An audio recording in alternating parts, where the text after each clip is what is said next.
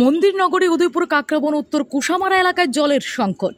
গত কয়েকদিন ধরে দীর্ঘ বছর ধরে উদয়পুর কাকরাবন আরডি ব্লকের অধীন উত্তম কুশামারা এলাকায় তীব্র জল সংকটে ভুগছে এলাকার লোকজনেরা।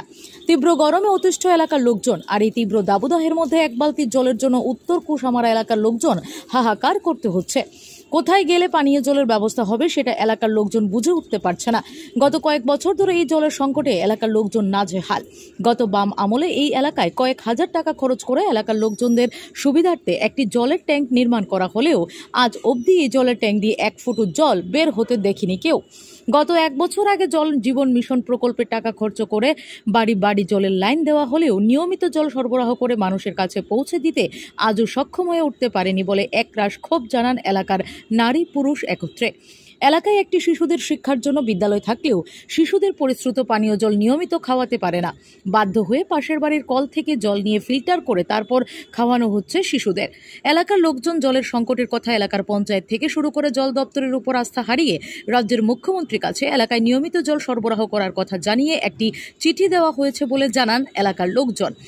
এলাকার লোকজন জলের পাইপ কেটে দেখছে জল আসছে কিনা নিয়মিত। না, জল আসে না।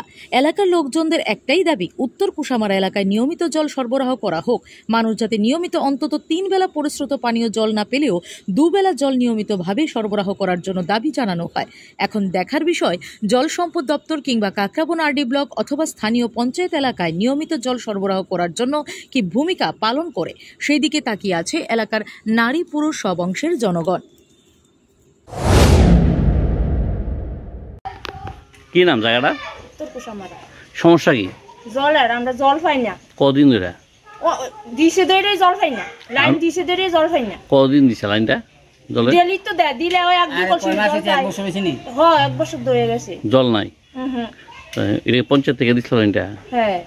পঞ্চায়েতে কি নাম? Kushamara panchayat. Bureau report, S Bharat live 24 hours.